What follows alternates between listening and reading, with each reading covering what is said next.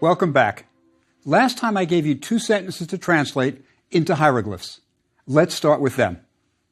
The first was, they, in the duel, fared downstream together with her. We all know by now that we start with the verb, to fare downstream. That's ched. Next, we attach our suffix pronoun for they, which is the folded cloth, water sign, and two strokes for the duel. So we have them faring downstream. Now, how do we say together with? Well, that's henna. Finally, it's with her. So we can use the folded cloth suffix pronoun. And that's it. Ched seni henna es. They fare downstream together with her. Good. One more sentence for homework. This land is in joy when you, in the duel, are in the sky. Our verb is, so we start with you. Now, it's the land that's in joy, so we next add the land ideogram, which was pronounced ta. We have to make sure that we say it's this land, so we need to add the correct this. Ta doesn't end in a T, so it's masculine. That tells us to use pen, the masculine form for this. We also remember that this follows the noun, so we add it after land. The owl is the in, and joy is reshwet. So now we have this land is in joy. There was another way we could have translated that sentence with almost the same meaning. Can you figure out how? We could have used the verb resh, to rejoice, and it would have been the land rejoices. Not exactly the same, but close. Next, we must do the second part of the sentence. The when is understood, so we need the verb is. That's the are. Now, we add the suffix pronoun for you in the duel, which is the same as you plural, but with two strokes rather than three. Cheni. In is the owl, good. And last is sky, pronounced pet. And that's our sentence. This land is in joy when you are in the sky. You ta pen, em reshwet, you cheni, em pet. Good.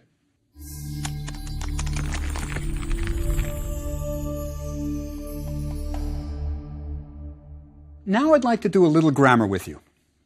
First involving suffix pronouns, those hieroglyphs added to nouns for possession or verbs to show who is doing the action, as in he says. Dejet f. Suffix pronouns can also be used another way, to talk about oneself. This is called reflexive. In English, we say myself, herself, himself, and they're used for emphasis. Rather than just saying, I did it, I might say, I did it myself, for emphasis. This is the primary use of the reflexive. Egyptians didn't have special reflexive pronouns like we do. Often, they just repeated the suffix pronoun for emphasis. For example, look at this sentence. You can translate that. The verb is dejed, to say, or speak, and we have the suffix pronoun viper, which is he. So that's he says. Next, we have the water sign. What do you think it's doing? What does it mean? Well, it's to for people, so he talks to. To whom? Another viper makes it he talks to himself. Sometimes, to emphasize a reflexive, a special word is used. Jess. That's used for all kinds of reflexive stuff. For example, Ren is name, and the man sign is the suffix pronoun for my. So the serpent folded cloth would give it the sense of my own name, a bit more emphatic. Here's another one. That would be Re, the sun god, himself. Re himself. Just remember that the serpent with the folded cloth is reflexive. By now, you're somewhat comfortable with suffix pronouns. You know how to affix them to nouns for possession and how to tack them on to the ends of verbs for action. We've even seen that they can be used reflexively. Now I want to show you a different kind of pronoun, the dependent pronoun. Dependent pronouns do not have to be added onto any other word in the sentence. It's not a suffix. They stand alone. Dependent pronouns are usually used as the object of the verb, the thing or person receiving the action. For example, if I said, he sends me, we have two pronouns in the sentence, two words that take the place of proper nouns. We have he and we have me. Now, the he sends part is easy. We've had that before. We start with our verb to send, hab, and then we add the he suffix pronoun, which is the horned viper, hab-f. What we haven't had is the me pronoun. This is a dependent pronoun. It's written like this. And as you would expect, it was pronounced wih.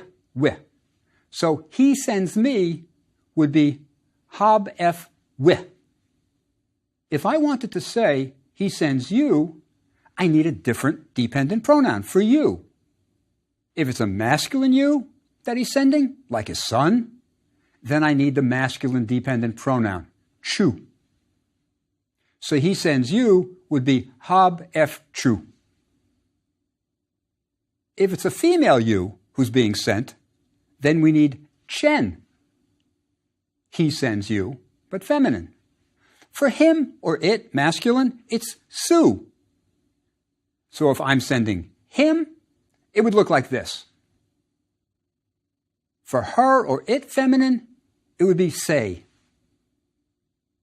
So it would be hab-f say. He sends her. I know that when you see two strokes now, you will think dual. Just remember that once in a while, it's a dependent pronoun. I've been throwing a lot of pronouns at you. In the last minute, you've seen all the singular dependent pronouns there are. Don't be overwhelmed. You will get them. To help the process, make a dependent pronoun chart. Start with I, me. Add the way it's pronounced. Then add you, masculine and feminine. Chu. For feminine, you can have chen. Then we just need the third person, he and she. He and it would be su. She and it would be say. These are your singular dependent pronouns. This is the kind of chart to use when doing your homework. Look it up. There are also dependent pronouns for plurals. The good news is that they're the same as the suffix pronouns. So, for example, if you wanted to say, you ferry us across, we start with the verb ja, to ferry across. Then we add the suffix pronoun for you, which is the basket. So that's the you ferry across part. Now we add the dependent pronoun, which is the same as the suffix in this case, chen. Ja, ke, chen. And that's you ferry us across. If you wanted to say they ferry you in the plural across, how would you do that? Try it now. Take your time. Yes, you would start with the verb, ferry across. Good. Then it's time for the suffix pronoun for they, which is sen. That's the they ferry across part. Now we need the dependent pronoun for you in the plural. It's the same as the suffix pronoun plural for you. Well, that's chen. And that would be they ferry you across. How would you translate the following sentence? Well, there's sending going on, and we see the viper F. So he's sending. Now, whom is he sending? Yes, plural them. We have a bit more translation to go on. In his boat. Hab F sen em depet F. Good. Let me give you a few sentences for homework that involve dependent pronouns. There's a dependent pronoun chart in our exercise book, but make your own chart for practice, just as we did for suffix pronouns to use for the homework. First sentence, translate into hieroglyphs. You, singular feminine, send me to him. Next, try you, singular masculine, ferry her across to the city. Good. Dependent pronouns are very useful, and you'll see them often. They are also used after phrases of exclamation, like behold, which is mek. That's the word for behold. We should add this one to our dictionary. Sometimes the arm hieroglyph will be holding a rounded loaf in its hand. It's the same meaning, behold. After behold, you might see a dependent pronoun. Another similar exclamation that uses dependent pronouns is lo, which is ish, ish. I'll give you an example in a minute, but I want to show you something else and then combine the two in one big example. The something else is a small grammatical note that's related to dependent pronouns. We have seen that the owl has many meanings. From, in. Let me show you one more important use. The ancient Egyptians never simply said something like, you are my scribe. They would use an owl M. We call it the M of predication, to say, you are as my scribe. The owl hieroglyph is the as. So if we wanted to translate, you are my scribe, it would be you, which is the are part of the sentence. Then the suffix pronoun for you is the basket, if it's masculine singular. I just picked that one. Right? In English, you is ambiguous. Right? It could be you feminine, right, our tethering ring, or it could be you masculine, our basket, or you plural. We just don't know. That's the plural in hieroglyphs. We have words for each. There's no ambiguity in Egyptian. Now for the moment of truth. We insert an owl. That's the as part.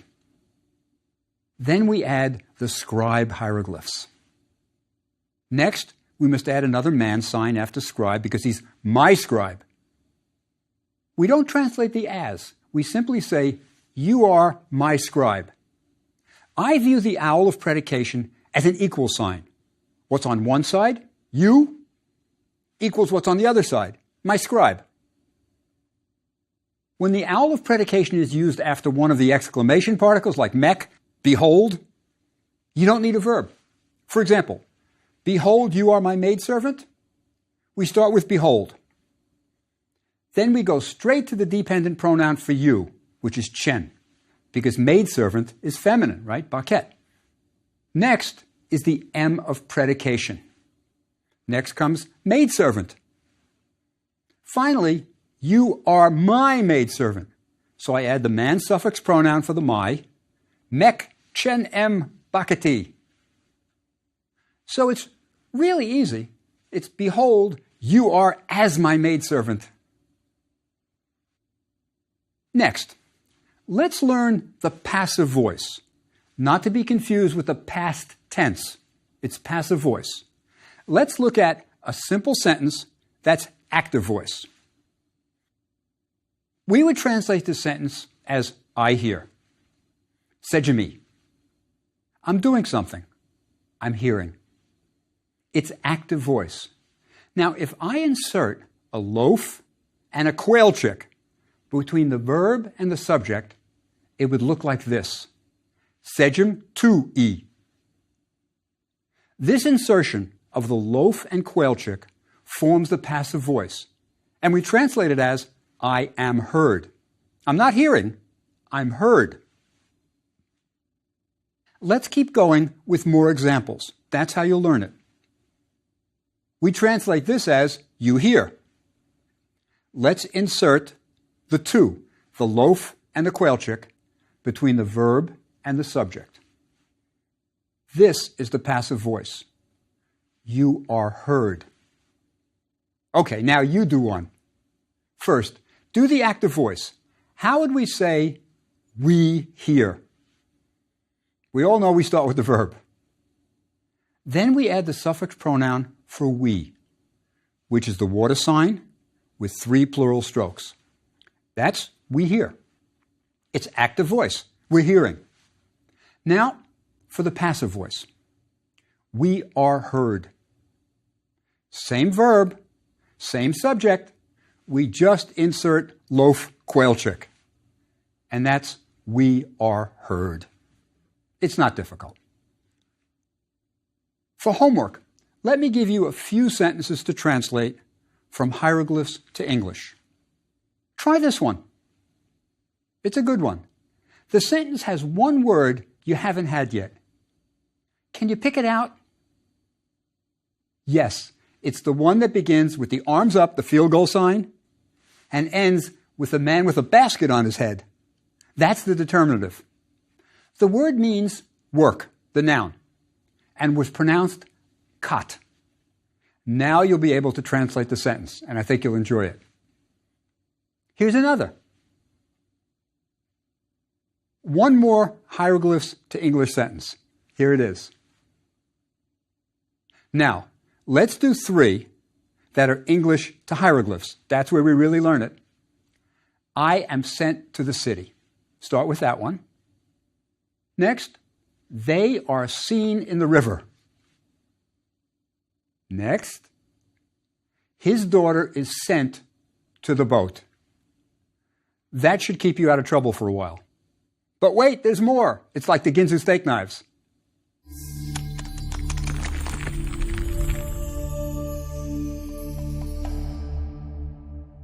We've been studying hieroglyphs for a while now, and I'm sure you all agree that hieroglyphs are important. They are part of our world cultural heritage and have been with us for more than 4,000 years. Early on in the course, we talked about how the ability to read hieroglyphs was lost. It was due to a combination of factors. There were foreign invasions, the literate priestly class was not supported, the dominant bureaucratic language of Egypt became Greek, Christianity replaced the old religion and the written script, so finally the language was lost. In the lectures that followed, we talked about how the language was rediscovered and the ability to read hieroglyphs reborn. We saw that a significant part of this rediscovery was due to Napoleon's Egyptian campaign and the discovery of the famous Rosetta Stone. But Napoleon's artists and savants did far more than just discover the Rosetta Stone. They were copying inscriptions so that future scholars would be able to read them when the code was finally cracked. They were actively working towards the preservation and decipherment of hieroglyphs. As you know, when they returned to France, they published the Description de l'Égypte, the both beautiful and encyclopedic history of Egypt that launched modern Egyptology. I want to show you an original page from that great work. They were making a table of all the hieroglyphs they encountered on the walls of the temples and tombs of Egypt. Now remember, no one could translate hieroglyphs when they were doing this. This was for future scholars.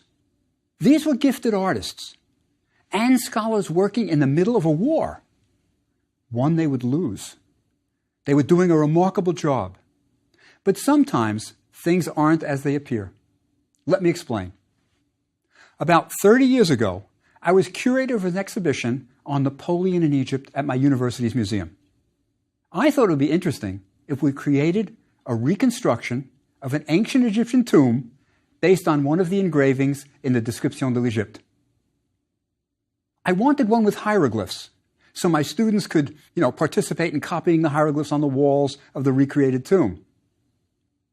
Plate number 48 of volume 4 seemed perfect. It had a couple of figures in the front that were decorative and loads of hieroglyphs. The tomb was built and my students began copying the inscriptions on the walls. Very soon, one girl came to me and said, Dr. Breyer, we can't translate this. It doesn't make sense.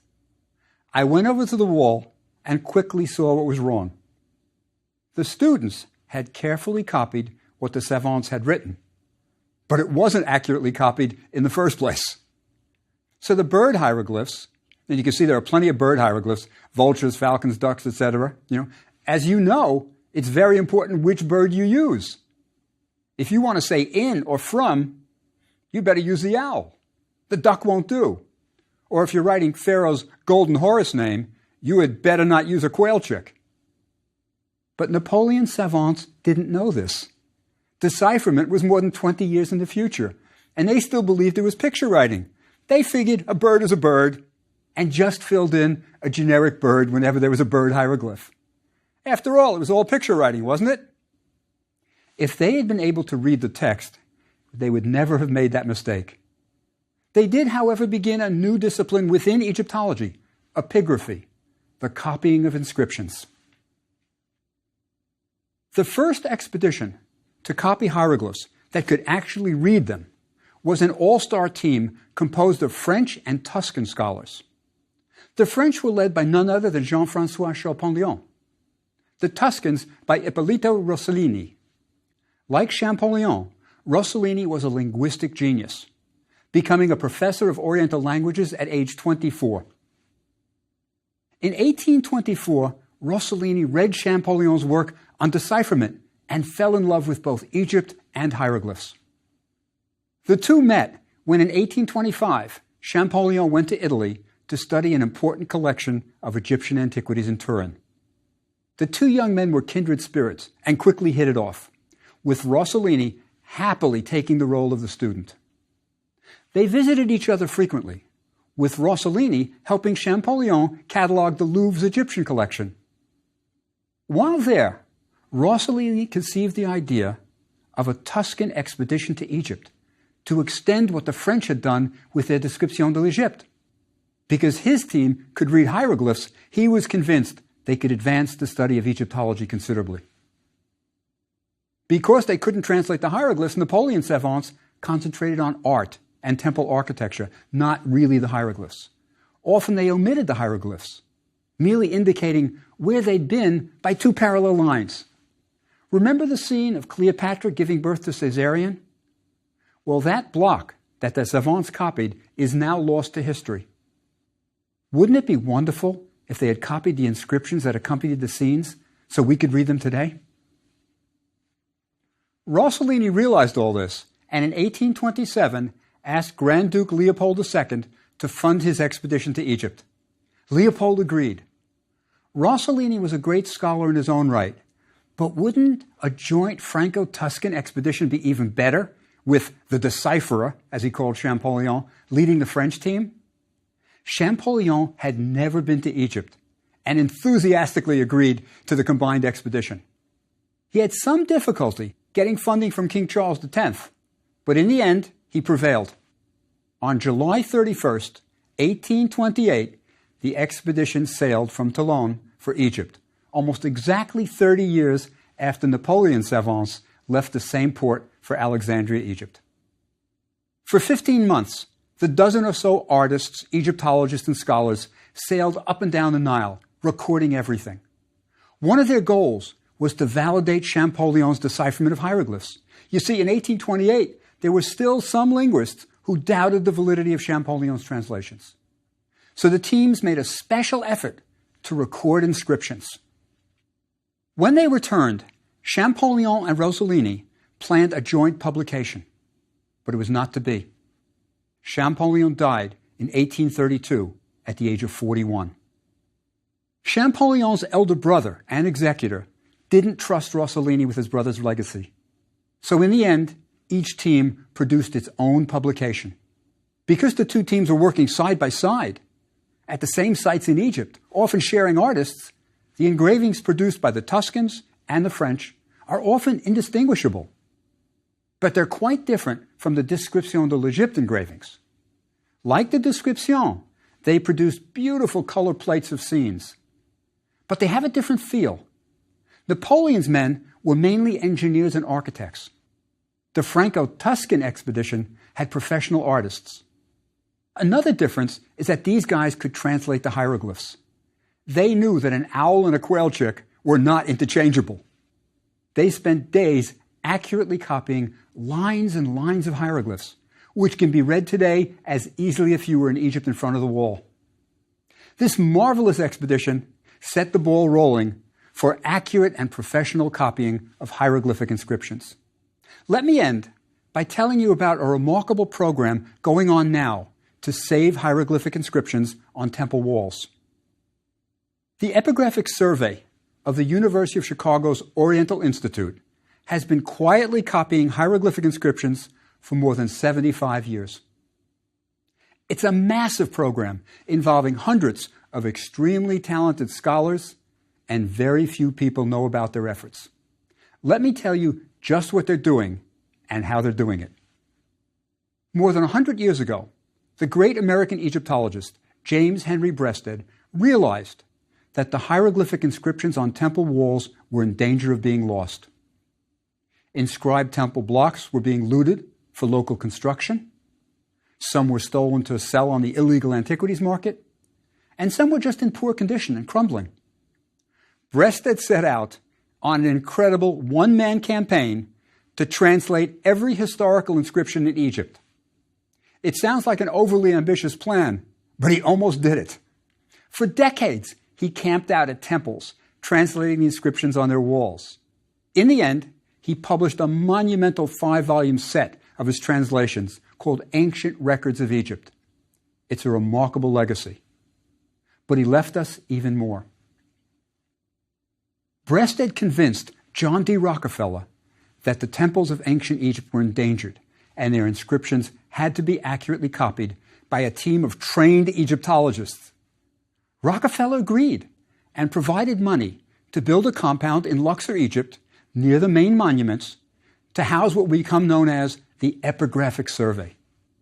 For more than 90 years, successive teams of scholars have lived at Chicago House, as the compound's called, recording inscriptions. Everyone in Egyptology agrees that no one has ever made more accurate copies of hieroglyphic inscriptions than this team. The remarkable accuracy is due to a combination of their skills and the unique method they've developed over decades. Each epigrapher is both a talented artist and an Egyptologist who can translate hieroglyphs. Unlike Napoleon's savants, these people can read what they're copying. In addition, their exacting method almost guarantees accuracy. First, the section of the wall that's being recorded is photographed with a large format camera. Then enlargements are made on a special paper that can take an ink or pencil line. Next, the epigrapher takes the photograph to the temple wall and begins copying on top of the photograph all the carved details he sees on the wall. He copies what he sees onto the photograph because there are some details that can only be caught by the human eye and some that would be caught only by the camera. This combination of photo and drawing is often confusing when first viewed. It contains not only ancient carvings, but also all the cracks and discolorations in the stone.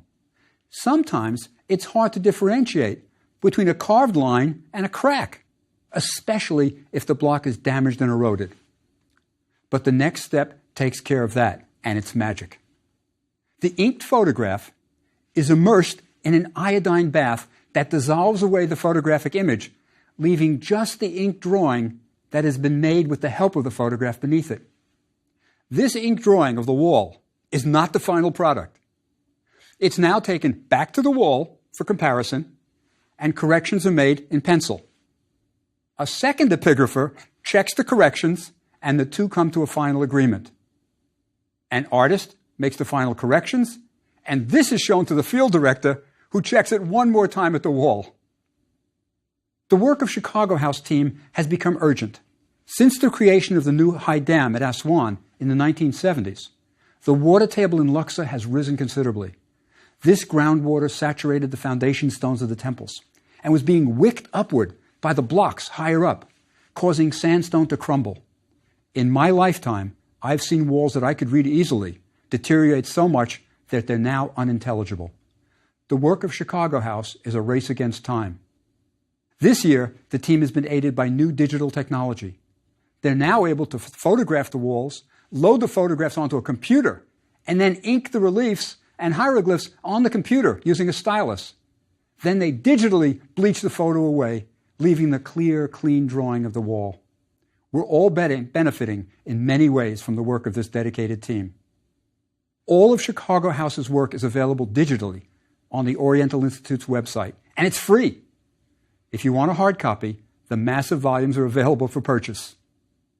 Some of the homework I've given you comes from the Oriental Institute's publications. Soon, we'll be translating a section of a wall at Medinet Habu. So when you do your homework today, think of Chicago House team working at some temple wall in Luxor. I'll see you next time.